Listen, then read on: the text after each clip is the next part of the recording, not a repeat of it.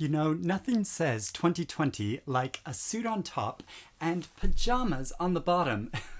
Hello, it is here. It is the night of the Booker Prize winner announcement, finally. And so I thought, why not have a bit of a home celebration since we can't have a big celebration party and bring you along to it like I normally do. So I have all the books here, and I have myself a bottle of bubbly. It's just kava from Sainsbury's. I couldn't afford anything more expensive or champagne or anything. So yeah, I thought I'd have a live reaction video as the announcement is being made, and all of the celebrations occur online over the course of the evening. And I'm not sure how much they're going to be projected internationally, so I thought I'd just have the video here. But first off, I just wanted to say, like, I told myself I wasn't going to get that invested in what's going to win tonight, because I just have this feeling that my reading tastes don't really align all that much with the judges this year. That's just the way it is.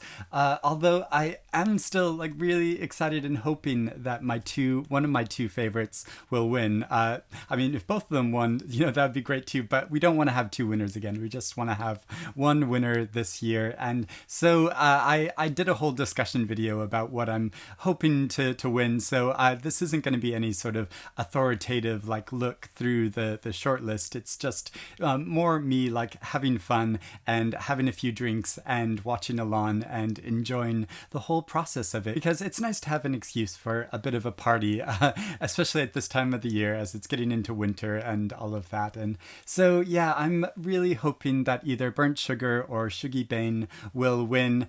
I don't know if it's gonna go that way. I'm gonna keep my fingers crossed, but we're just gonna have to see how it goes. So I think the video is gonna start soon. I'm going to move the books aside for now. I'm sort of propping everything up on Anthony Trollope here. I have a pile of Anthony Trollope novels that I'm propping it all up on, and set my computer up. And here we are. It's just gone after 7, so it should be starting soon. I don't know if I'm gonna... Ooh, I think I can press play. Yay, there they all are. Marta Mengiste, Douglas Stuart, and Brandon Taylor, Booker Prize nominees. Great to have you here. Tonight, whether they win or lose, each of the 6 shortlisted authors will be presented with their own specially bound copy of their book, individually handcrafted. Oh, it's so cool how they do that every year.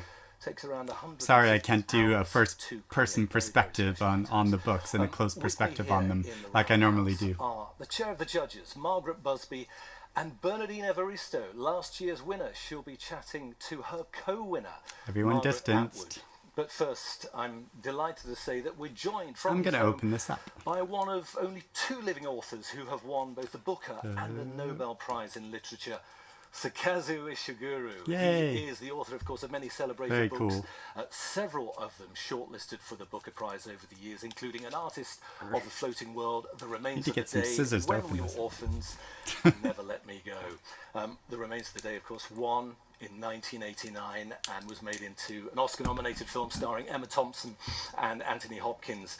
In 2017, he was awarded. He has a new novel out next year, doesn't he? I think. Is that right? He was knighted. Hello, Kazu. Sir Kazu, I should say. Great to have you here. Very different circumstances. Take yourself back to 1989. It was black tie dinner at the Guildhall, I guess. What do you remember of that night? Well, it's a very, very different night, I should say. And actually, the last few years I've been there, it's been much the same. The Booker Prize has been much the same until this year. But in a funny sort of way, I think it might actually, this year's version might actually reflect something of the reality of what we're celebrating. Because, writing is all about spending, years and years sometimes, writing on your own in a little room. And then somebody reads the thing in a little room all by themselves. So in some kind of way, this perhaps reflects the activity we're celebrating. And my heart does go out to the 6 authors. I mean, I think this is, I congratulate them. It's fantastic for them, but it is quite a tough time, this ceremony. And actually, in some ways, it might be easier for them as well, that they're by themselves or with their loved ones at home. it can be quite tough to actually have to sit through this very public dinner where weird, jolly strangers keep coming up to you and smiling. And I've seen some authors very disappointed at the Booker Prize party. Emotions building. So, you can imagine how there's so much tension. To what reading and writing is all about, and that's why it's so important. We make a very deep connection because we spend so much time creating it on our own and then consuming it on our own. What did the book do for you? I mean, you won in 89. I can't wait anymore. I'm going to open this. 3 or 4 times. I mean, what does the book mean to you? Well, the book is a big deal. There's no doubt about it. It's a big deal prize.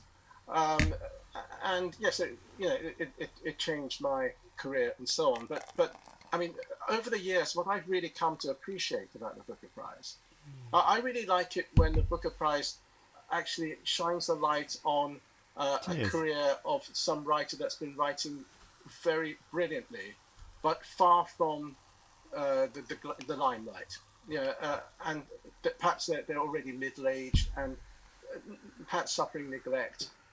And the Booker Prize is very good at shining the light on those kinds of careers. And then although there's mostly first-time writers this year, or first-time published writers, but with a kind of a mature first novels body of work. And this happened, last couple of years with Bernardine Evaristo and Anna Burt. But actually, it's hard to remember now. But Hilary Mantel, when she first won, that was the case with her. She'd gone into her 50s with not much attention. And A.S. Byatt's another one. I mean, these are people who've become very much part of our canon. And this is what I think the Booker Prize does brilliantly. I wasn't really like that. I was very young when I won it, But I really like it when the Booker Prize can do that, because I really respect. No slight to the current authors this year, but diligently carry on and on, away from rewards and glamour, because they really believe in what they're doing. And the Booker can help kick open the door for a young author, as you say that. The Nobel is a very different thing. It's for a body of work. It's almost a Lifetime Achievement Award. I know you've got a lot more to write about in your life, though. How different did you regard the Nobel? They're very different prizes. And what's interesting is that they're almost polar opposites in the way that they kind of they appear. They make their presence felt to the author. The Nobel is very, very secretive. So you don't have a suspicion that you're in the running or that you've won it. At 10:30 in the morning, you're having a late breakfast, thinking about washing your hair. 11 o'clock, you're a Nobel Prize winner, and there are 17 films. Could you imagine how crazy that would be to get that phone call? The Booker does the polar madness. Opposite. Every round is kind of made very public, long list, short list, and then like tonight, the final. But what's important, John, I think, to remember is that there is another very important round after tonight. This isn't the final round.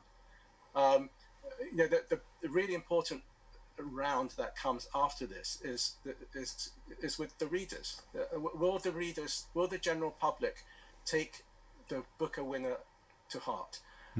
And when you look back over the half century, do you really wonder with this year if that'll happen? Some Booker Prize winners have gone on to become classics. They're absolute classics. Others have fallen by the wayside. So it's true. The Booker Prize is like a dating agency. It's introducing I like that analogy. A book to the reading public, and sometimes it works, sometimes it doesn't. And so the really big, important round is the one after this. Kazuo Ishiguro, thank you so much. And clearly it worked very well with Girl, Woman, Other last year, but I think with The Testament, a lot of people read that in excitement when it first came out, but haven't been reading it as much as excitement, since then. It's sort of interesting. She's presented the Booker Prize many times. Here are Her Royal Highness's thoughts on tonight's celebrations. Ooh. It's a huge pleasure to be with you this evening, albeit in a disembodied form, to mark the 52nd This feels like watching The Crown. Many years ago, in my long-lost youth, one of my favourite books was National Velvet, written by the formidable Enid Bagnold. In later life, Enid was asked why she had chosen to become an author, and I wondered if her reply might resonate with some of you. Who wants to become a writer, and why? Because it's the answer to everything. It's a streaming reason for living. To note, to pin down, to build up, to create, to be astonished at nothing, to cherish the oddities, to let nothing go down the drain, to make a great flower to life, even if it's a cactus. For many people, this year has been a bit of a cactus. If the cactus lovers amongst you will forgive me. But as Enid says, writers have the power to turn a cactus into a great flower. While COVID deprived us of so many cultural pleasures, live music, theatre, cinema, art galleries, even being together in the flesh this evening, we have at least been able to read. As long as we can read, we can travel, we can escape, we can explore, we can laugh, we can cry, and we can grapple with life's mysteries. For all these reasons, this year's Booker Prize is even more important than usual. It provides an opportunity to reflect on the richness of English language literature.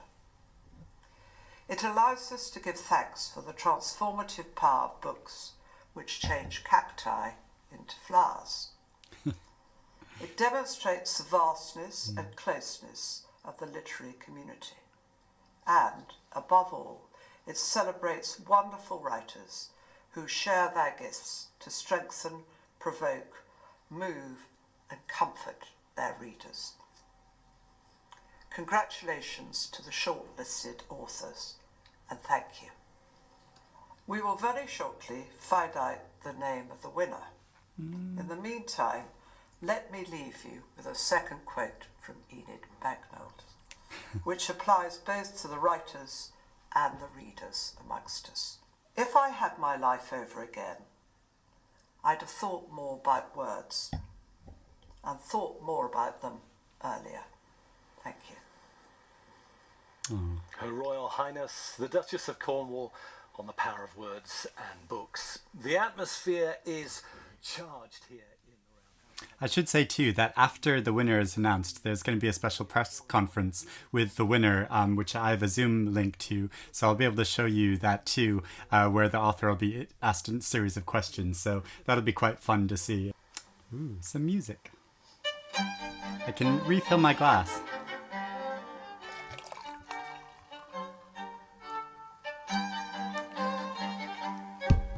Try not to spill any on my computer while I'm doing this. I feel like music is lovely, but let's get back to talking about the books. Let's get to Obama. Where's Obama? Bring on Obama! Hello and welcome to a virtually empty but architecturally glorious roundhouse in Camden, North London, where you join us live tonight. Must be so strange filming there with barely anyone there. The announcement, but with me now are this year's Chair of the Judges, Margaret Busby, and also Bernadine Evaristo, who of course won the prize herself last year. I should have got her book down. It's up there, Hello, but you know, I'm dangerous on matters. Bernadine, it must be a very different situation that you find yourself in. I guess pressure's off this year to an extent. Are you feeling a bit more relaxed? I'm feeling incredibly relaxed. You know, last year was so high pressured, and you know, there's a 5-hour ceremony before you actually get announced as the winner, as I did. So I'm just really enjoying today. Wonderful. Sorry, no banquet, no dinner for you tonight. That's fine. And Margaret, you're announcing the award here live on Front Row in about, what is it, about 40 minutes' time. Yes. How are you feeling? 40 minutes. Well, I'm feeling, looking forward to it, but I'm also feeling for the shortlisted writers who they're wondering who's going to be. But it's been a wonderful experience, and I wouldn't have been able to do it without my wonderful co-judges. I should name them. There's Lee Child, Emily Wilson, Lem Sissay, Samir Rahim. You know, we were all in this wonderful adventure together. Margaret Busby and Bernadine Evaristo, thank you both very much. Cheers. We'll be talking to you again very shortly. But let me remind you, first of all, of the 2020 Booker Prize shortlist in strictly alphabetical order. It's Diane Cook with The New Wilderness. That's a mother's battle to save her daughter in a world ravaged by climate change. Tsitsi Dangaremga for this mournable body, of a tensely charged account of a woman on the edge in Harare in Zimbabwe. Avni Doshi with Burnt Sugar, set in India. A grown-up daughter has to take care of a mother who hasn't taken care of her. Also, Bernardine Evaristo's publisher. With They have the same Shadow publisher. King, set against the backdrop of Mussolini's invasion of Ethiopia in the 1930s. Yeah. Douglas Stuart with Shuggie Bain, Glasgow set story of the ties between an addicted mother and her young son, and Brandon Taylor with real life, a painfully detailed story of microaggressions. Could not get into by it, a young black I'm afraid. American student. We'll be hearing more. Even from though it's the each book I was of them most looking about their forward books to. throughout the evening, with readings from a world-class cast, including Tandy Newton and Papa Esiodou, recorded at the Old Vic Theatre as we build toward the winner's announcement. First, let's go back in time, this time last year, which really does feel worlds away, and to the shock announcement I was there. It that felt two like a authors lifetime ago. had won the 2019 Booker Prize. Margaret Atwood first won the Booker in 2000 for The Blind Assassin. Last year she won for The Testaments, with Bernardine Evaristo winning for Girl, Woman, Other. Bernardine was the first black woman to win the prize. The split decision, technically against the rules, caused a bit of a furore, but didn't diminish the warmth between the two authors. Here they are reflecting on that moment. They're very polite to each The other. two winners of the 2019 Booker Prize for Fiction are Margaret Atwood for The Testaments and Bernardine Evaristo for Girl, Woman, Other. I was so hoping Lucy Ellman was going to win too. Now you're But... wiping. How are you? Good. I'm good. How are you? Good. Yay. So I think you've had one heck of a year, Bernie. I really have. I love it's been Margaret's a voice. Total blast, actually. No end in sight. Yeah. Well, I'm gonna quieten down next year, but it's been so long coming that I couldn't just shut myself away and not, extract the maximum from it in every way possible. That's what I've done. How old are you? Me, I'm 61.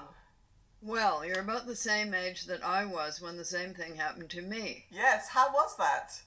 Well, it was very weird because, of course, there was this long-standing tradition of my not winning the Booker. So it was... So lots of times at the Booker, but no cigar. Yeah.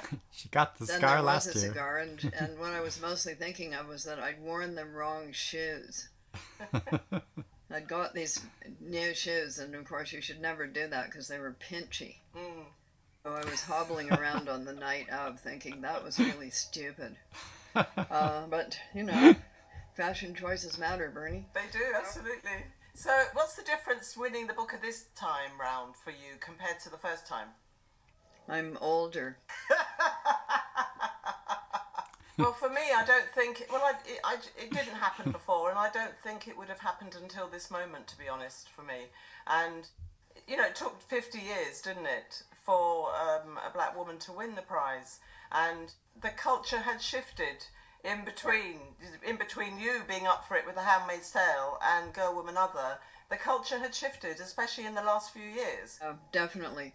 Yeah, and I'm very aware of that. It's very interesting. After I won the Booker, I was really worried about getting run over. I have no anxiety problems whatsoever, but it was because it was so good that I thought, I'm going to get run over. They're going to take it away from me by a car. By a car. Wow. Or a bus. Or a bus. But you didn't get run over. No. That's good. You didn't get run over, Bernardine. So good to see that rapport, that friendship between the two. Just take me back to that moment. What was it like when you heard your name read out and Margaret Atwood's at the same time? Well, Margaret's name came first, and then my name, and I was just ecstatic because I wanted the prize. I knew it would be a career changer for me, and so then I got up and we kind of hugged and we walked on stage hand in hand and formed a bond straight away, and it was for me, it was a magical moment. I'll never forget it. No, I remember that. It was so touching to see the two of you there united. How has your life changed? You just touched on it there. How has your life changed in the last year? Well, my daily life hasn't changed. I still do the laundry and watch television in the evening and so on. But you know, I feel like I was launched out into the world as a writer, having written professionally for 40 years, and suddenly everybody knew who I was, and my book sold into many languages and became a bestseller, and I had so many invitations. It's actually a real honour and a privilege to be asked to be interviewed by the media and so on, and that's what happened. And so I've had an amazing year, yeah. And a historic win, of course. You were the first She's black so woman to wonderful. win the Booker Prize. The significance of that for you. Absolutely. I mean, for me, but also for many people. And also because I was an older woman. And so people, I think it gave people a lot of hope. People of colour, black women in particular, black British women in particular, and older women, that you can be in this game for a very long time and then break through at a later age. You've been doing so many interviews. I know it has been very busy. Have you had time to write? Have you been writing I have, in lockdown? actually. Not the next novel? Yay. Not the next novel, but I have been writing lots and lots of various commissions and so on. A lot of non-fictions from short stories, monologues and so on. And also I'm beginning to write my next book. And so many of us, anecdotally, so many people. How much pressure must that be? The reading that they've been doing during lockdown. Have you, been devouring books maybe that you wouldn't have been reading ordinarily? I have to keep up with my peers, so I have been doing a lot of reading, but it's a lot of the stuff that I would normally read. And it's interesting, isn't it? Because, I mean, the spike in sales, so many publishers have said, they have had a good year. And also the sort of books as well. I mean, you think about Rennie Edo-Lodge's Why I'm No Longer Talking to White People About Race. I mean, one of the books which seems to have seen a spike chiming with Black Lives Matter. Something has shifted within publishing and reading, hasn't it? Definitely. I mean, when Black Lives Matter happened, a lot of reading lists were curated with Black and Asian writers on them. And suddenly the charts were full of books by Black and Asian writers, and that has never happened before. And also the publishing industry kind of woke up to the fact that they haven't been as inclusive as they need to be. And so I know that there are various measures in place right now to start to address some of those issues. You're not worried about getting run over anymore. You put that fear to one side. Just enjoy being a Booker Prize winner. Thank you very much, Bernardine Evaristo. A reminder that Barack Obama and Her Royal Highness the Duchess of Cornwall are yet to come. We've already heard from her. Throughout this evening, first, Diane Cook talks about her book, The New Wilderness, which will be read by Anne-Marie Duff. The New Wilderness takes place in the near future, and it imagines that there's only one wilderness area left in a country that has been developed and inhabited and ruined in other ways. Secretly, or maybe not so secretly, the book is about mothers and daughters. Bea is a mother, Agnes is her daughter, and they have gone to the wilderness state in order to save Agnes's life. I just wanted it to feel complicated and real and a little uncomfortable for people, because I think those are all the feelings that I've had in my life about both of my roles. I really wanted to have on the page a mother who's a person and not just a mother.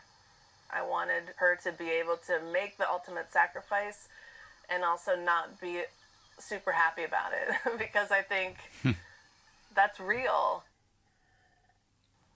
They had seen a lot of death. They had become hardened to it. Not just the community members who had perished in grisly or mundane ways, but around them, everything died openly. Dying was as common as living. They worried about one another, of course, but when one of them ceased surviving for whatever reason, they closed ranks and put their energy into what remained alive. This was an unanticipated outcome of living in the wilderness. But it had happened quickly and cleanly. There used to be a cultural belief in an era before she was born that having close ties to nature made one a better person. And when they first arrived in the wilderness, they imagined living there might make them more sympathetic, better, more attuned people. But they came to understand there'd been a great misunderstanding about what better meant. It's possible it simply meant better at being human, and left the definition of the word human up for interpretation. It might have only meant better at surviving, Anywhere. By any means. Anne-Marie Duff reading from Diane Cook's The New Wilderness. Now to Tsitsi Dangaremga. Her extract is read by Tandy I just Newton. didn't buy the world This vulnerable body is about the a author woman called built Tambudzai, around the New Wilderness. who lives in No. Harare. It's set in the 1990s, and that is the time that the economic implosion in Zimbabwe began. Zimbabweans are stunned. We don't quite know how we have come to be where we are. There was so much hope at independence. We were so sure that our education was going to stand us in good stead as a nation. And it seems that that hasn't been the case. And this does parallel the experience that Tambudzai has had. African women are meant to be superwomen. They're meant to be able to take everything, never break down. I wanted the book to really resonate with readers, especially young female readers in Zimbabwe and on the continent. It was really important for me to make sure that they could say, oh, I am in that book. Another combi arrives, spewing fumes. Everyone splutters, and when the air clears again, you all gape at a young woman who is threading her way through the stalls of fruit and vegetables toward the combis. She is elegant on sky-high heels, in spite of the rubble and the cracks in the paving. She pushes out every bit of her body that can protrude. Lips, hips, breasts and buttocks to greatest effect. Her hands end in pointed black and gold nails. She holds several carrier bags that shout neon and other boutique names in huge jagged letters. She sways the bags languidly as she does her body. You gape as much as anyone else, recognition stirring. The young woman sashays over to a combi. Fascia, fascia. Fascia, fascia, she goes, like that, all her parts moving with the assurance of a woman who knows she is beautiful. The crowd shifts and regroups. Men inside and outside combis exhale sharply. Windows mist. You stir, too. Your breath stops in your throat as you finally identify the newcomer. It is your hostel mate, Gertrude. Tandy Newton reading from This Mournable Body by Just Tsitsi the Dangaremga. choice of narrative just didn't really chime with me to get to the heart of the story, I felt. We heard earlier No, from that's Her just Royal Highness my the feeling. Duchess of Cornwall, who is a passionate reader, an advocate for literacy, and has presented the Booker Prize many times over the years. Here's an extract from what she had to say. While COVID deprived us of so many Here we go cultural again. pleasures, live music, theatre, cinema, art galleries, even being together in the flesh this evening, we have at least been able to read. As long as we can read, we can travel, we can escape, we can explore, we can laugh, we can cry, and we can grapple with life's mysteries. Her Royal Highness the Duchess of Cornwall on the power of literature. Somebody who doesn't need to be reminded of that is Margaret Busby, the chair of this year's Booker Prize judges. She's enjoyed an extraordinary career, culminating in this year being voted one of the 100 great black Britons. Born in Ghana, she came to Britain as a child and in 1967 co-founded the publishers Allison and Busby, a company that she ran for 20 years. In 1992 she published a highly acclaimed and influential anthology, Daughters of Africa, featuring writing by women of African descent from ancient Egypt to the present. Her follow-up, New Daughters of Africa, was published last year. Zadie Smith has said that Margaret Busby helped change the landscape of both UK publishing and arts coverage. Lovely to hear that, Margaret, I'm sure. I have to know how the judging process has gone. I know you paid tribute to your fellow judges earlier. Are you all still talking, all still friends? Yes, well, the interesting thing is we've never all been in the same room at the same time. So I'm looking forward to that happening. But we bonded across Zoom meetings that lasted hours. and it was a really... I felt the same thing judging the Costas. Wonderful to have We've just been able to talk on Zoom, not meet in person. Intelligent people who covered the whole range of the industry, from writers to editors to publishers to reviewers to readers. So we were able to sort of have intelligent discussions, to persuade each other, to reread. It was wonderful. I think it's a fabulously vibrant list that you've come up with, and everybody's been talking about it as a very diverse list. Was that something you set out to achieve?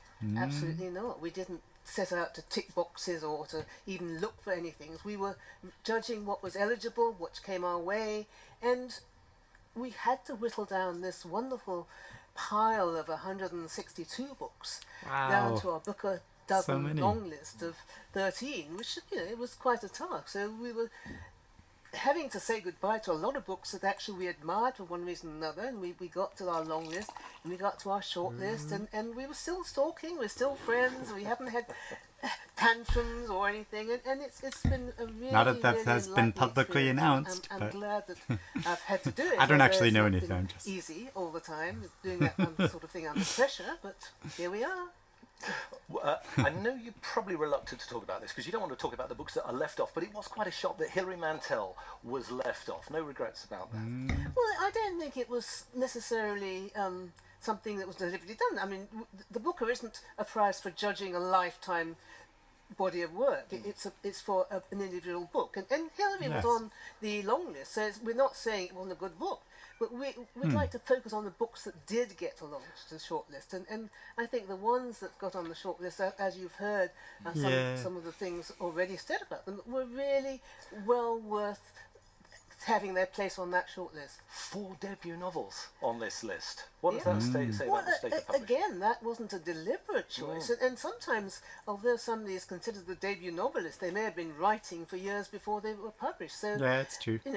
That sense of accomplishment is already there. But I think it just shows you there are interesting things being done by people at every age, whether they're younger or older, and I think that's what we see in the long list debuts. No, absolutely. I think that shows that novel is in really, really good health.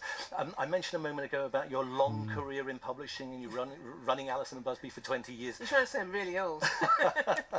Come on, we've known each other for a long time, but how has publishing changed in that time since you started? Well, publishing still has a long way to go, but publishing certainly has changed in terms of, well, we heard earlier, the sorts of books that are being published, the numbers, the writers who are being published. But I think the industry itself still has some way to go in terms of including people from a different demographic, so that we have people from different classes, different ethnicities, different regions of the country, so that we're seeing a wider perspective on literature as a whole. Thank you very much, Margaret Busby. Now we return to our shortlisted authors. First up, Avni Doshi on her book Burnt Sugar, her Indian set novel, including an episode when a mother and daughter enter an ashram. It will be followed by a reading from the Old Vic by Aisha Daka. Burnt Sugar is the story of a mother and daughter who have a really difficult relationship. And after the mother is diagnosed with Alzheimer's disease, the daughter is faced with the difficult decision of how to look after the woman who never really cared for her when she was a child. It Such really a great goes dramatic into situation. the kind of conflict we all feel when we love someone very deeply, even though we don't like them very much. I finished writing the novel by the time I got pregnant for the first time. I was actually worried, am I going to look back on the story and am I going to think, I got a lot of it wrong?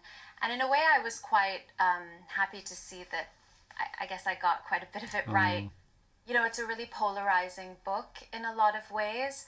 And so people have had really varying responses to the novel. Some people really don't like it. And I do understand that some people have found it unsettling. And I actually take that as a compliment in a way. Because some of my favorite books have actually unsettled me. In the ashram, some people wept like overawed children when they saw Baba, while others sobbed silently. There was a lady whose skin looked like milk curdling in tea, and she fell to her knees shaking as he passed by. Then she touched Ma's feet too. But most people at the ashram were dabblers. That's what Kali Mata liked to say. She turned her nose up at that type. The ones who sampled everything on the market. They were promiscuous in their beliefs. like fickle lovers. They discussed their ambivalence openly in front of Baba, wore blue jeans under their kurtas and cut off their sleeves to sun their dark shoulders. Vegetable sellers set up stalls and pawn shops proliferated just beyond the ashram gate for these occasional visitors. They sold white chemises and pants, ready-made, in different sizes and styles. And then there were those who pulled their clothes off in the meditation hall and, bare-breasted, lay on the ground, arms and legs spread, eyes rolling back, cackling. Those were the ones I will never forget. And Baba, laughing, clapping his hands. The figure of Baba is so terrifying and really uncomfortable scenes in the ashram. Shadow King is set in Ethiopia when Mussolini invaded in 1935. It will be read by Nina Shoshanya. I was interested in telling the war the way that I imagined it, which was very influenced by Homer and the Iliad. I imagined this as a Trojan War. I wanted to write about women in war because I discovered through my research that they existed, but they were really fragments of lines that were in articles, in letters, in telegrams. I wanted to write history from the perspective of the voices that are often ignored even within their own communities because they're too poor or they're not from the right family. I was interested in these moments of camaraderie and friendships and sometimes tenderness I would find alongside the ravages of war. And that really was where the book came alive for me. So fascinating. Hold fire. What's this? Ettore looks up so fast his helmet tips backward. Who's she? The lone soldier is a delicate-featured girl in uniform. A solitary Abyssinian floating above grass, moving effortlessly between the horsemen, captivating and surreal. Fulfi drops his gun and presses both hands on his helmet, pushing thick wrinkles across his forehead. Santa Maria, she's crazy. The sky has opened up above the awkward vision, and a pool of light heralds her descent. Behind her, the horsemen have backed away. They are arranged now in a straight row, splendid in their white, their rifles and spears pointed up as they stare at the young woman. The soldati hold their breath as she carves an uneasy silence into the valley. Over the hill in the next valley there is the faint rumble of a fight, of shouts, of gunfire, but in this place where the earth lies flat and grassy between two jagged peaks, there is nothing but the isolated figure slowing her steps until she is walking, bewildered, until she is standing meters in front of them, directly in front of Ettore, pointing at her chest and saying, boom. Nina Shoshanya reading there from Mansa Mengiste's The Shadow King. Yeah, there's lots of really powerful scenes in the novel. Shortly. I'd like to welcome viewers of the BBC It's wonderful News Channel hearing and actual, BBC dramatic World readings News from now the who text. have just joined us. We head now to America, where it seems some presidents just can't let go and accept the quiet life of retirement. I refer, of course, to Barack Obama, who has just published the memoir A Promised Land, which is already breaking records for sales. Mr. Obama is another big reader, regularly rounding up his picks of the year. Certain girl, woman, other featured on his list last year. Bernadine, good to hear that. Barack Obama wants to share amazing. his Could you thoughts imagine with this Obama year's reading your Booker book? audience. Here he is. To write a book is no easy task. Believe me, I know. So I just wanted to take a moment to extend He's my somebody who writes his own congratulations and books. admiration to the authors shortlisted for the Like a lot of 2020 politicians. Booker Prize. I've always turned to writing to try and make sense of our world, both as a young man trying to navigate different parts of my life and as an elected official trying to bridge our divides and find a way for all of us to move forward. Still, I am always impressed by authors who can write incredible works of fiction, even if that's what my critics call my speeches. Reading beautiful works of fiction late at night from Booker Prize listed authors like Marilyn Robinson, Colson Whitehead, Bernardine Evaristo, and so many others offered me a brief respite from the daily challenges of the presidency.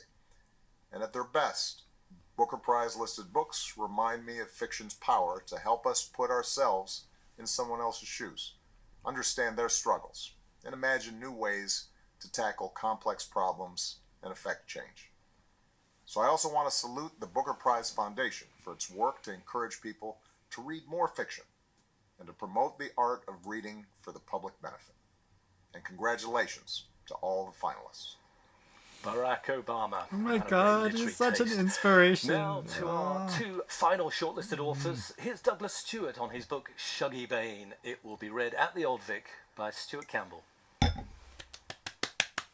Shuggie, Bain is a love story. It's really looking at that sort of unconditional, often tested love that children can have for flawed parents. The Glasgow that I grew up in, I'd always known it to be sort of run by women.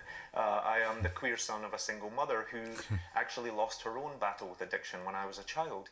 It's a very funny book, it's a tender book, and there's a lot of sort of intimacy and love in the book. And I think that's the Glaswegian spirit. You know, growing up in Glasgow is, I think, probably one of the greatest inspirations of my life. How can you take this sort of really tough but tender city and look at the people who are sort of making their way in it, and how, like, as a writer, how can it not sort of put these roots into your soul that you want to just keep writing about and writing about and writing about?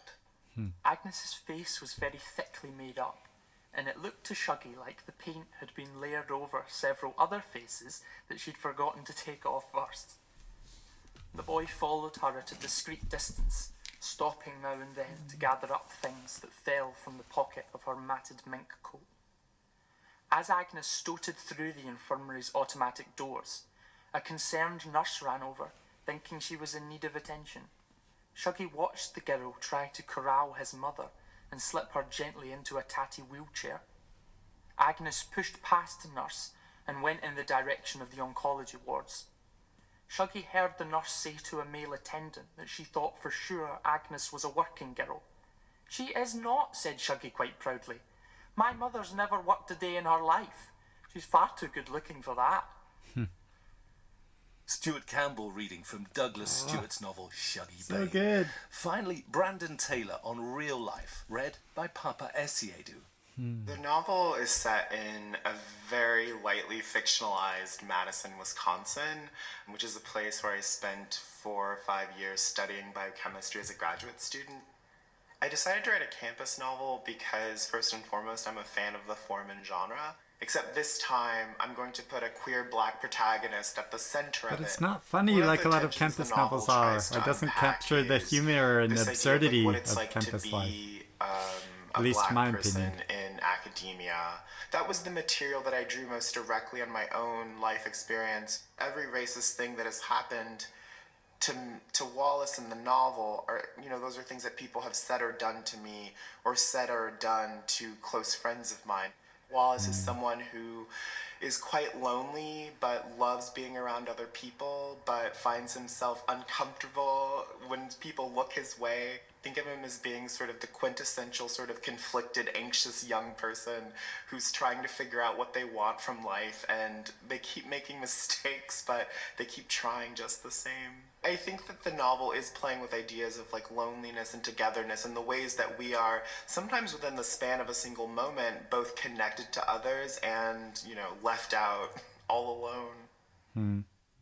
Wallace drank so much coffee that the world seemed a little brighter for it, on the verge of turning convex, as if every fragment of light were reaching out for him. And then one day, Henrik gave him a piece of advice. Caffeine is a stimulant. This was mystifying to Wallace. It seemed like a fake aphorism. Henrik said it to him every time Wallace returned from the basement cafe with a cup of coffee. Whenever he and Henrik were in the elevator together, returning from a seminar at which Wallace had helped himself to one complimentary cup after another. His heart fluttered, his mouth went dry, his fingertips grew stiff and swollen. He felt as if he were being squeezed through his skin like sausage from its casing. He was startled by strange sounds in the middle of the night when he was working in the lab alone. One day, during his dissections, his hands convulsed wildly, a sudden shooting spasm, and he dropped the scalpel. It landed with a soft, sick sink into his thigh. Not terribly deep, but enough. And Wallace knew in that moment exactly what Henrik had meant. Papa, as you do, reading from When I Brandon hear Taylor's descriptions from real the life. outside, it sounds After so our moving and shortlisted deep, titles. this novel, The but just the actual moment is experience almost upon us, of but reading it just before we didn't connect hear with who has me. won this year's Booker Prize for Fiction, yeah, just I mean, quickly want to come I back really wanted to love it, Bernadine and Evaristo, but I just we're about to turned hear me who off so much. The winner is. How do you think, Bernadine, how will their lives change? Their career will change probably beyond their wildest imaginings. They'll certainly be in demand. I think they should ride the wave of attention for a while, and they'll find readers for their books, for their precious works of art. People will be reading it in huge numbers. And then at some point they need to come back down to earth and get back to writing. But to enjoy the moment, I would recommend. Looking at the faces of all 6 shortlisted authors at the moment, thank you very much, Bernadine. And the time has now come to announce the winner of the 2020 Booker Prize for Fiction. The shortlisted authors are waiting all around the world at home. Can I ask Margaret Busby, the chair of the judges, to take a place there at the lectern? And who's going to be? Margaret.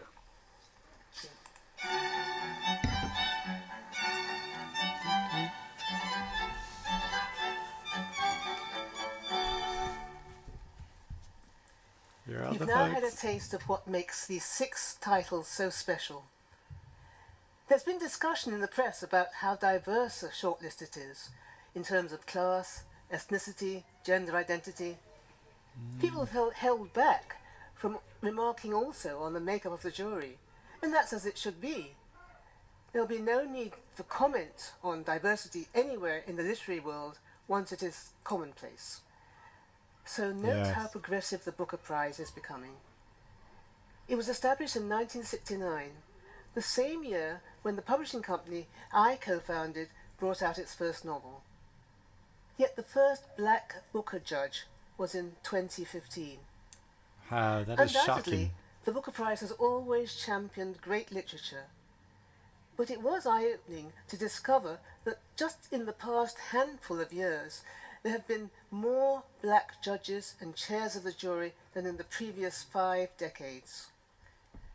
I return often to the wisdom of Toni Morrison, who in her 1992 essay, Black Matters, wrote, "The ability of writers to imagine what is not the self, to familiarize the strange, and mystify the familiar, is a test of their power. Discovering great literature depends on freeing the imagination, being open to welcoming the new, not erecting barriers against a perceived threat from the unknown, the unfamiliar, the alien." I don't think I'm breaking the rules to say this. Please read all the books on the shortlist. Please don't forget any of them. They will certainly all remain part of my life forever. So, now's the time to reveal the winner of the 2020 Booker Prize. My very astute co-judges and I have chosen an outstanding winner, and that is Shuggie, Bain by Douglas Stuart. Yes! There it is. Thank you very much, Margaret Busby, chair of the judge. The winner of the 2020 Booker Prize is Douglas Stuart. Didn't win the National Bain. Book Award, but Douglas, won the Booker Prize. Shot there. Let me just invite you just to say a few words, a speech. Sorry, I'm absolutely stunned. I didn't expect that at all. I'd like to, first of all, just thank my mother. I think I've been clear that my mother is in every page of this book. Oh gosh, you can hear how emotional he is. And my work wouldn't be here. I'd like to thank my fellow finalists. It's been such a pleasure and honour to be in your company. And I can't wait to give you all a hug. Thank you to the Booker judges for recognising Shuggie Bain. I know I'm only the second Scottish book in 50 years to have won, and that means, I think, a lot for regional voices, for working class stories, and so thank you. Thank you to the people of Scotland, especially Glaswegians, whose empathy and humour and love and struggle are in every word of this book. To my Shuggie family, everyone at Picador UK, Yay, incredible Ravi Mirchandani, Camilla Elworthy, Anna Stein, Lucy Luck, Claire Nozeres, to Grove Atlantic in New York, who were the only people who actually took a risk on my book, and especially Peter Blackstock, my very, very courageous editor. Sorry. He's so awesome. I wouldn't be able to be here without my husband and without his support. So Michael Carey, thank you from the bottom of my heart. You supported me for 12 years while I wrote this book, and you always had faith in me, and that lets me know I married the right man. Thank you. And to everybody, to all the readers who have just come out and let me know that Shuggie and Agnes have touched their lives.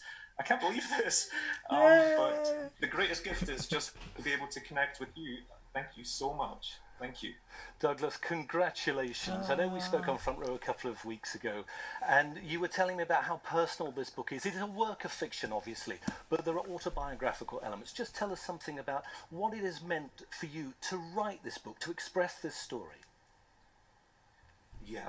I grew up in Glasgow in the 1980s, which was an incredibly tough time for a lot of people there. And my mother, unfortunately, suffered with addiction and didn't survive that addiction. She died when I was still a child. And so for 30 years, I've carried an awful lot of sort of loss and love and pain. And I wanted really just to tell the story of what it was like to grow up queer in Glasgow, to grow up with a parent who you love but you couldn't save. And Shuggie is a work of fiction. It is. But writing the book was incredibly healing for me. I think men from the west coast of Scotland are not ever expected to be able to express their feelings or their finer feelings. And so art is a great receptacle for that. And to be able to connect with people and to ask for empathy from readers, and they've really given it, has been just hugely cathartic. As you say, you lost your mum, as you say, Douglas. But I mean, what would this moment mean to her, do you think? You know, my mother and women like my mother were never voiceless. By God, they could roar. They could roar. They had such powerful voices. But I think society doesn't often like to look. And I think right now, as we are polarizing as a society and a lot of poor people are being left behind, you know, it terrifies me. My mother would be thrilled. My mother would be absolutely thrilled. And I think she would be proud. As you mentioned, I'm getting so emotional watching this. To win the Booker Prize, you're following on from James Kelman, How Late It Was, How Late. I think that's a book which is an influence on you, isn't it? One of your favourites? It is, absolutely. I think it's behind me here on the shelf. It is my Bible. And, you know, as Margaret and Bernadine were saying, when James won in the mid-90s, it was seen, Scottish voices were seen as something really disruptive and outside of the norm. And now to see Shuggie at the sort of the centre of it is, I can't express it. It's a book which doesn't always show Glasgow in the best light, but I think there's great affection for that city in this book as well, isn't there? There is, and the Glaswegian spirit is to tell things very bluntly, even if they're incredibly difficult things. But as much as there is violence in the book, there's enormous tenderness. As much as there's sadness, I hope there's a lot of humour, and that is the Glaswegian spirit. A debut, Douglas, a debut novel winning the Booker Prize. Wow. Where next? Are you already on to the next book? Yes, I'm actually excited to tell you that hopefully we can tell you about that really shortly, but I'm writing about more love. I think I'm always looking for a sense of belonging in an isolated place. I love gentle souls in really hard situations, and so my second book is complete, and I can't wait to introduce you to the characters in it. Wow, it's complete. Yay. It's already written. It is already written. Yeah, I've been writing for a long time, actually. Even as a debut novelist, and it's been about 14 years I've been working on this body of work, and it's just been in the past couple of months that people have gotten to know me and my work. And the day job is fashion, isn't it? You're talking to us from New York in fashion. Do you stay in fashion, or is this now the move into full-time writing, do you think? Oh, that's a big question. I always wanted to be a writer, and so this is about fulfilling a dream that was furloughed. You know, young boys like me growing up in 80s Glasgow, this wasn't ever anything I would have dreamt of. And in fact, I was sort of turned away from English and academia towards textiles, which was a much more employable trade. So this has changed my entire life. And, wonderful. Thank you so much, Douglas Stuart, winner of the 2020 Booker Booker Prize will be speaking to Douglas at length on Monday's Front Row. Not sure if he knows about that yet. Thank you very much for He's going to be doing lots of interviews from London's Roundhouse that's amazing. for this year's socially distanced Booker Prize ceremony. My thanks to Bernadine Evaristo and the chair of the judges, Margaret Busby. Such a great result. Night, I hope you'll agree. How Here amazing. to play us out are Chineke, but from me, thank you very much and good night. Yay!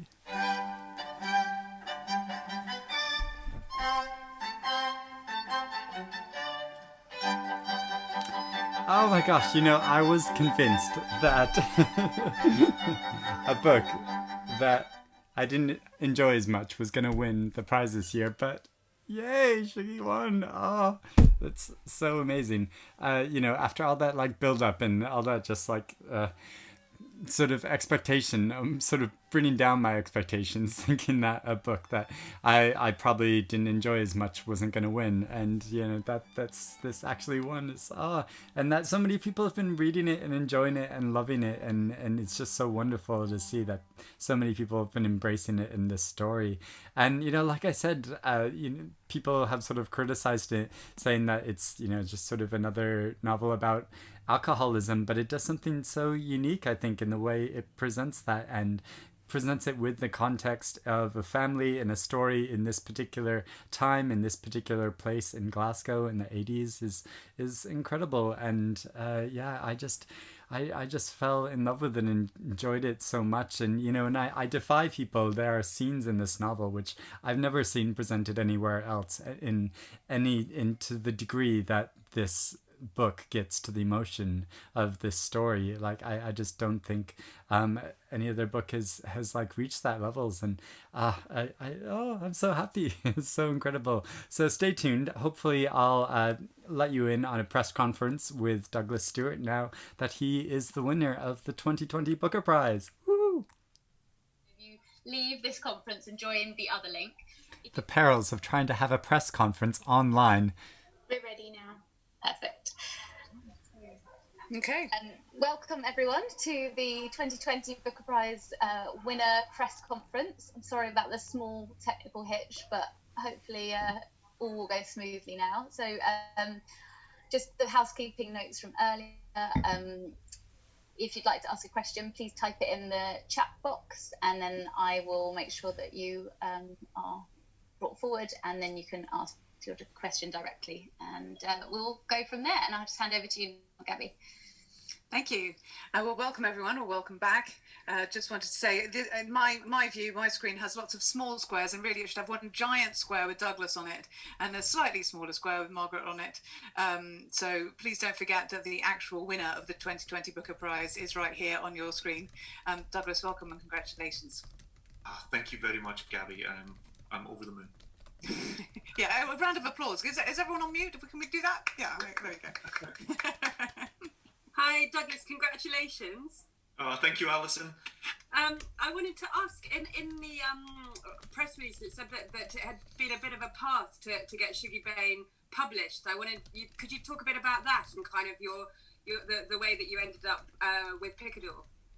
Yeah, absolutely. Well, so I think you knew that it took about 10 years to write Shuggie, and part of that was about not wanting to leave the characters behind, just the absolute joy I was taking in writing the book, for the sake of writing it, really. When it came time when the book was finally completed, I did what every debut novelist does, and I go out to seek an agent, and then my agent actually started to send out a submission. But even though I'm a Glaswegian, I live in New York, and so the book actually went out first in America, and it went out probably in the middle of 2018, and it was rejected very quickly. My agent had told me at the time by 20 publishers, and it was 32 publishers actually. And the feedback is they were very praising of the book, and in fact many of the editors wrote me a letter saying this will win awards. But a no is always a no. It doesn't matter what they say to you. You know, a rejection is a rejection. But they didn't know how to market it, was the word a lot of people used, and they didn't know how to connect it with readers. I think it's always difficult to launch a debut novelist, any debut book, but I think sort of working class Scotland was difficult in that way for them. They didn't know how to do it. And so eventually it was Grove Atlantic, actually, in New York, who were the only people who said, we would love to. And they did it without reservation. And that's how the publishing process started for me. From there, Picador were a targeted submission, I think. My agent had very good relationships with Ravi Mirchandani, and she believed this was a book for him. And I think Ravi took a little time to make his mind up, but he took it. And then very quickly, we go into the edit process. I won't bore you with all of that, but the book was first published in February of this year, about 2 weeks before the pandemic hit. And so it came out to rave reviews in the New York Times and in the Washington Post.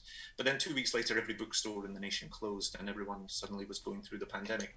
And by nation, I mean America. And so the book actually was swallowed almost entirely.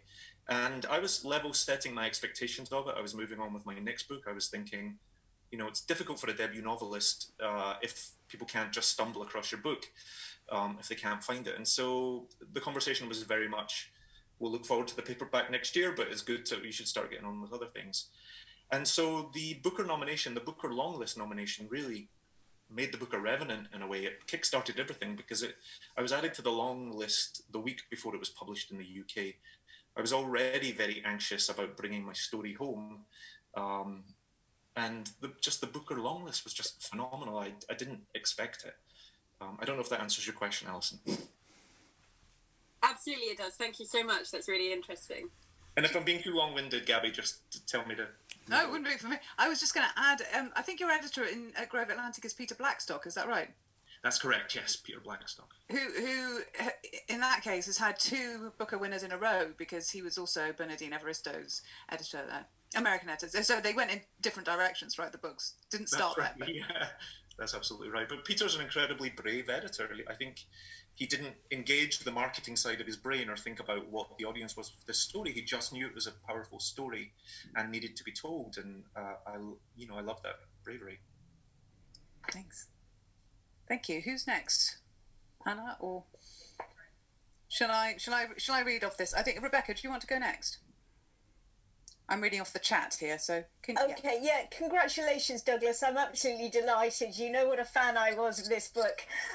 So it's terrific news. Actually, Alison did ask the question that I was going to ask, and I therefore only really wanted to have a kind of quick fact check with you, actually. Are you now going to devote yourself full-time to writing and turn your back on fashion? Yes. Yes, yay! I am now writing full time, and I've been waiting, Rebecca, to. I haven't been actually. It's been about 3 years. I've already been in that position, but this cements it. I haven't worked in fashion now since Shuggie was published because I've been waiting for this moment. I've been waiting for my writing to join the world, and it really was a thing that I've been dying to do since I was a young boy, and so I've almost taken a very circuitous path. And it's been about sort of coming back to furloughed dreams and finding my place in the world. And so, yes, full-time writing, no more fashion. Super. Congratulations. Thank you so much. Thanks. Now, I think we've missed David Sanderson off the list. Not intentionally, David. Come back. Go ahead. Oh, you might have to unmute yourself before you begin. Can you hear me now? Am I allowed back? Right. Yes, you're allowed. Congratulations, it's a worthy winner. Can I ask, I'm not sure if I'm the only person that's noticed this, but for the last 5 years there have been no white Englishmen shortlisted for the Booker Prize, in which period there have been 3 Scotsmen. Do you think that the time that white Englishmen have nothing else to say?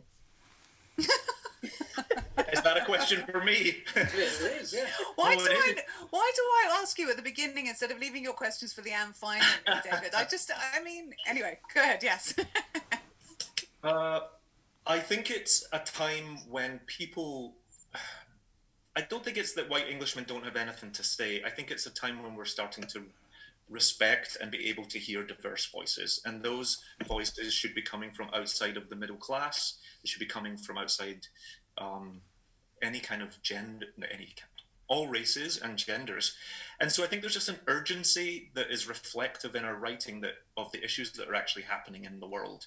And so I don't think that it's white Englishmen have nothing to say. I just think we are saying some things that are important to be heard. Thanks. Oh, yes. Did you have another? I do, of course I have another one, yeah. Is this more important for Scotland than qualifying for a major football championship? Of course it is. I think the answer is, of course it is. I think it's equally as important. But I haven't checked my emails because I've been here with you guys, but I was really heartened to see a lovely note from Nicola Sturgeon, just saying congratulations. Excellent. That puts it in the top stakes. Yeah. Porter, I think I left you out on this list as well. Do you want to go ahead? No problem. Can you hear me all right, Gabby? Yes. Great. Hi. Hi to everybody. And Douglas, congratulations. I'm Porter Anderson. I'm in Tampa. And I'd like to ask if you think of yourself first and foremost as a gay writer. And the reason I'm asking the question is that because I think in the times we're in now, it's not so necessary to be pigeonholed unless you want to be. How do you see yourself as in that term? Actually, I think of myself as sort of covering a lot of different places. I think of myself as a Scottish writer, an American writer, a queer writer.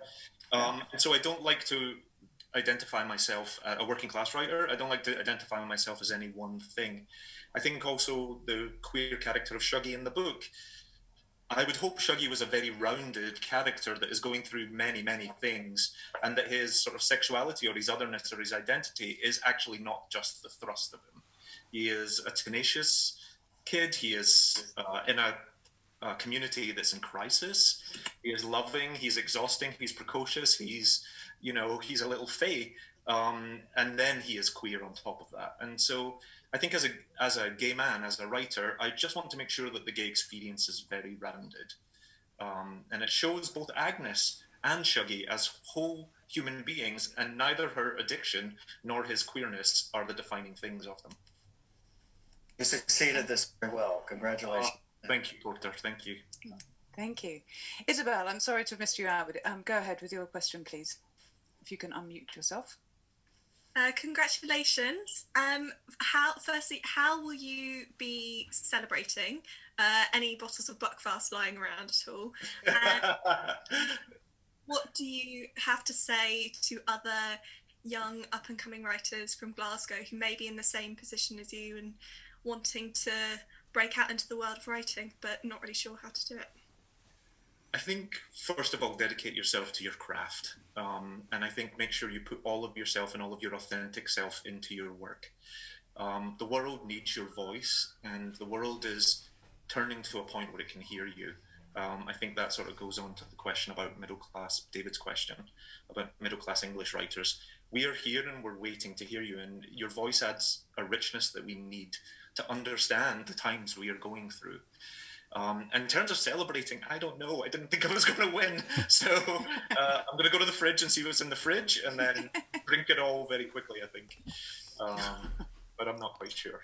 There's some champagne, actually. When I was put on the long list, we had champagne that had been in the fridge for about, 16 years. I think it came from Y2K, and we're not big champagne drinkers. But I drank it. It was a little gritty, but it was okay.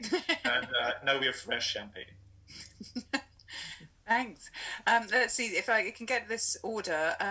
Eric, Sarah Louise, David, Georgina. Let's see if we can try that. Sorry if I've missed anyone out. Eric, go ahead. Do you want to just say your question? I know it's written on the side here, but go ahead. Sure. I just want to add my big congratulations to you. I loved reading your novels, so this is so wonderful to see. And I'm sure many young writers will be inspired by this heartfelt story, especially queer young men. Can you speak a bit about the teachers or books that inspired you to have the confidence to tell a story that is uniquely your own? Actually, it was a journey I had to... Actually, it's great to see you, first of all, Eric. You're one of the faces I recognise in the crowd, so lovely. Thanks. You. My journey through literature was a difficult one. As a kid, I didn't grow up in a house with any books. And books were sort of seen as something that was quite dangerous in a way, I think. To have your nose in a book would expose you, as you say, as a young gay boy. They were seen as very feminine. They were feminine in the housing scheme that I grew up in. And so my education and both my home life were such a riot that I couldn't concentrate on books anyway. There was just too much going on. And so I was about 16, and actually my mother had just died, and I was struggling to stay in school and living by myself at 16. And my teachers just saw this kid that was the first kid in his family to finish high school, trying to finish high school, and they turned me towards books, and that's when everything sort of cracked open for me. And they introduced me to Hardy and to Tennessee Williams, and that was phenomenal. But then as a young adult, I had to go in search of myself in words, because in the early 90s, everything you were taught in school was, again, sort of middle class English, great white males. And so I was in my early 20s before I started to read Scottish writing, before I fell in love with Galloway, Kelman, Agnes Owens, George Friel are really important to me. But then also to find sort of representations of my queer self. And that's when Alan Hollinghurst was really important to me, even Jeanette Winterston, who writes from a gay female point of view. But that was very much a journey of self-discovery. I had to find that for myself as a man. And I think that's why representation is important in literature. It's important, hopefully it's important for a lot of young queer Scottish kids or young working class kids to just see people like them on the page. Thank you. So Louise, should we go to you next? Yeah, congratulations, Douglas. I have loads of questions that I just want to fire at you, but I know we can't, so I'll get told off by Gabby. Yeah. What I did want to say is Scotland seems to be having a bit of a moment right now. That's how I see it. I don't know if you agree. And I don't know if you heard about Boris Johnson's comments about devolution being bad for England and how that relates to you, and then you obviously now winning the Booker Prize today, you know, a Scottish author, putting Scotland on the map again. How you feel about that? You know, I don't mean to evade the question.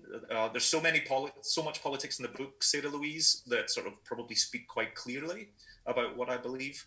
I think Scotland has suffered for a long time with voicelessness, or not feeling like they had control over their own destiny. And Shuggie is reflective of that. This is a community here that didn't choose any of the circumstances that were foisted on them by a government in Westminster. And I think my politics are in the book in that sort of story. So I am always in support of people feeling like they have fair representation, feeling that they have they can take control of their destiny and have hope for the future. And just following on from that, the Scotland that you wrote about back then, obviously, you know, your sort of coming of age experience, and Glasgow now, do they seem like two different worlds when you go back and visit?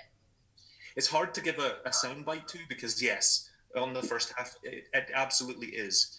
I mean, there's been such a renaissance in the city, and it's always been a very creative, energetic, empathetic city that's just bursting with humanity. So it's great to see it to rise. But I want to also be really clear that I think not just Glasgow, but all across the UK, all across America, are still communities in crisis. There are still people who are following through, you know, that are just living in extreme poverty, that are turning towards food banks, that are being left behind by the social fabric. And so, yes, Glasgow is so much better, but I think that as a soundbite isolates a lot of people, because I think it makes the people who aren't feeling better and who haven't sort of seen any progress feel really left behind. And my work is always about accessibility. My work is about making sure people feel seen, and even if it's ugly or even if it's difficult to look at, let's be seen. And so I don't want to tell you that everything's great all over the world when I know that in Leeds, in Birmingham, in Manchester, people are still struggling. So there's still work to be done, you would say? There's still work to be done. There's always work to be done. And I hope that anybody that comes to Shuggie Bain comes to it with a sense of empathy and a sense of wanting to sort of understand. And that would be the greatest gift I could get from my book, just to get people to a place of caring, to help. Thank you. Thank you. Thank you, Douglas. Thank you. Thanks, Eloise. I see David's got another question, but I will come back to you, David. But Georgina, you had a question for Margaret, I think. Do you want to go ahead? I mean, firstly, obviously, congratulations to you, Douglas. A great book, and I'm hoping you probably don't know this yet, but I think we're speaking on Saturday. Did you say so? We're talking tomorrow, in fact. First thing tomorrow morning, so you need to go to bed soon. But but I just wondered if it was a happy judging experience, and also if it was unanimous. Yes to both. Great stuff. You mentioned earlier that you'd never, all of you, been in the same room. I mean, that must have been kind of odd. Yeah, I mean, we had to bond across Zoom for, hours of Zoom meetings over the last months. But there were no tantrums, nobody threw the toys out of the pram, nothing like that. It was all very respectful, very enjoyable, and I look forward to glimpses of other people's homes on the Zoom. Was there any suggestion of more than one winner? No, well, I mean, we could have had 6, but no. No, we were unanimous, but we were also very aware of how good the other books were. So it wasn't that we were dismissing everything. As I said when I made the announcement, I hope everybody will read the others as well, and I hope we'll all stay connected. I think Douglas and the other shortlisted winners seem to have connected already, but I hope that'll be continuing, and we'll have other ways to celebrate all of you. Thank you. That's really nice, thank you. Okay, David, I am coming back to you, but Rebecca, do you want to go first quickly? Thank you. Douglas, I should ask you, you've got this cheque for £50,000. What are you going to spend it on? Actually, I had a bet with my husband that I wasn't going to win, so now I have to give him a cheque. He has claimed it already. So he said, "You are going to win," and I said, "I will never win." So that's what I'm spending it on. I'm settling old debts. What's he spending it on? Yeah. I don't know. That's a good question. You, I hope. I hope so too. That was going to be one of my questions, but you not quite answered it. So what is your husband going to be spending it on? And also, a sort of more, very specific question. You've obviously written this in exile in a very Joycean way. Can you, perhaps that was the only way it could be done, but do you ever see yourself returning to Glasgow? Yes. And in fact, perhaps this win and the money will allow me to do that. What the check will really allow me to do is focus on my writing and keep going with my next book, which I hope to tell you guys about very soon. But I'm always looking for ways back home. Distance brings clarity, but it also brings longing.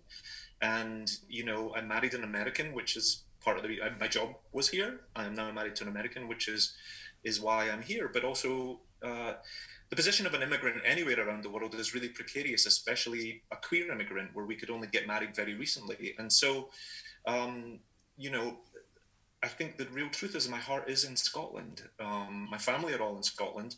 They're all still on the south side of Glasgow. I'm home 2 or 3 times a year. And I'm always looking for a way to make my way back home. And maybe Shuggie will help me do that. Lovely. Thank you. Who have I missed? Sarah Louise, you've got another one. And then have I missed Helen? Helen, do you still have a question? Yeah. Sorry, we'll come back to you in a minute. Helen, go ahead first, yeah. If we can hear you. Sorry, my mouse was on. I've got 2 screens and it was on the other screen and I was just wiggling it over. Apologies. Congratulations, Douglas. Thank you, Helen. I saw in an interview you gave that you said we forgive men when they're suffering, but we tend to judge women or the fallen women really harshly, which I think is true. Are you hoping that this book is going to be a voice for people who are struggling? I mean, and that encompasses a lot of people there, but I know you talked about this a bit already, but are you sort of really wanting your book to resonate with people and are you hoping that they're going to read it? I'm certainly hoping they're going to read it. And, it's true. I come from a long literary tradition on the west of Scotland that focuses on the post-industrial landscape, but very sort of men's stories. When I think about Alistair Gray, when I think about James Kelman.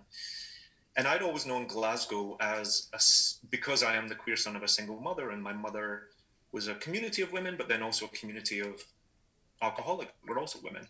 And so I've always known the power of women in Glasgow, and I wanted to write a book that really centered a queer character and a mother on this sort of really hard man's landscape, I want people to just be able to see the book. I don't know that I had any bigger hopes than to be as honest as I could be and to be as evocative as I could be, I suppose, as a writer. And so what people take away from it, I'm not quite sure, but I'm really grateful when readers bring their whole heart to the book, because I wanted it to be a piece of art that moved people and that also allowed people to glimpse into lives that they might not like to look at sometimes. I grew up knowing how hard it was for my mother, and the central character of Agnes is a bright, intelligent, driven, generous, funny, vexing, exhausting character. But there is no place for her almost in society to reach her dreams. She placed all of her trust in a man, and then when the men were brought to their knees under the Thatcher government and marriages fell apart and there was no hope coming to the community, mothers like Agnes get churned up or get sort of ground up. And I just wanted to make sure that that I showed that. It's hard to say. I can't say that I had any lofty ideals, Helen. I actually set out to write a very intimate story. It was just a love story about a very tenacious love, a very often tested love. But you can't set a story in Glasgow in the 1980s and have it not be political and have it not look at all these huge social issues. And so that's where it took my own sort of slight... No, it froze. This is the trouble with Zoom. I hope it'll come back. Oh no. It's just... I think it's timed out or something. A film, and if it does get picked up and made into a film, which I'm sure it's going to do, we're back. Who would you like to play Shuggie? Good question. Can I answer that in a roundabout way? I don't know about fame. All I hope for as a writer is that my writing reaches as many people as it can, and this is such a boon to that. This is the greatest literary prize in the world, and so this is such a boost to that, and so I'm so thankful. I'm already there. And then I don't know about Shuggie, but I have to say I was so touched by Stuart Campbell, who read the piece of the old Vic actor, and I cannot stop thinking about him as the brother Leek in the book. He is so sensitive and gentle and captivating. He was phenomenal.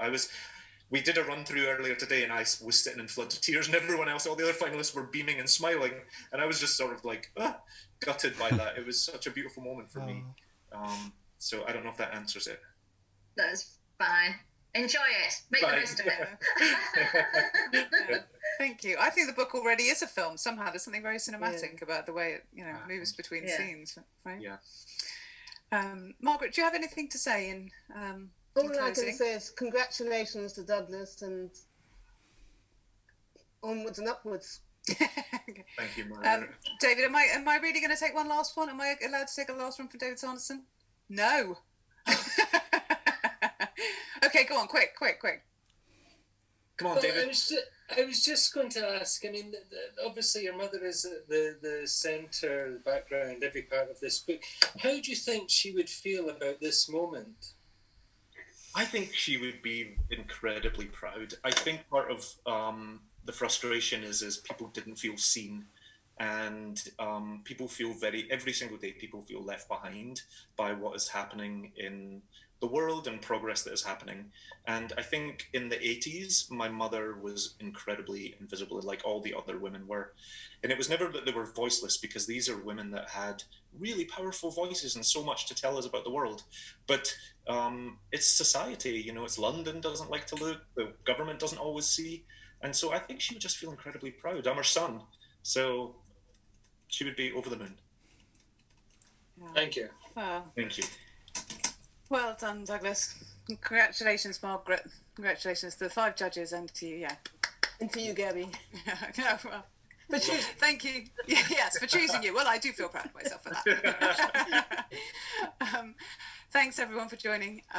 Sorry it's gone on a bit long, but it's nice to have an extra celebration. Thanks. Lovely to meet you all. Thank you. Bye. Lovely to meet you.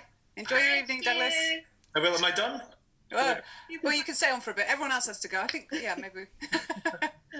I think we are done. Bye, guys. Thank you. Bye. Look after yourself. Bye. Thank you.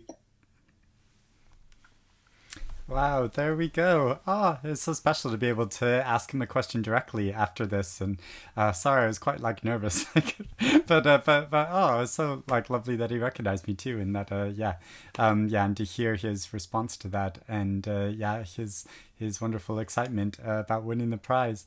Oh, so happy, yay. So I'm gonna like continue celebrating and drinking, but let me know what you think about the winner of this year's Booker Prize. I know there's gonna be lots of opinions, so let me know in the comments below. Let me know your thoughts if you've read it, or if you're interested in reading Shuggie Bain now, or rereading it maybe. Let me know in the comments, and I'll be really interested to hear about your responses. Thank you for following along with me and celebrating at home. It's just like, lovely to be able to have this like joint celebration, even though, we can't be connected in person. We can still be connected online. So thank you for watching. I'll speak to you again soon. Bye, everyone.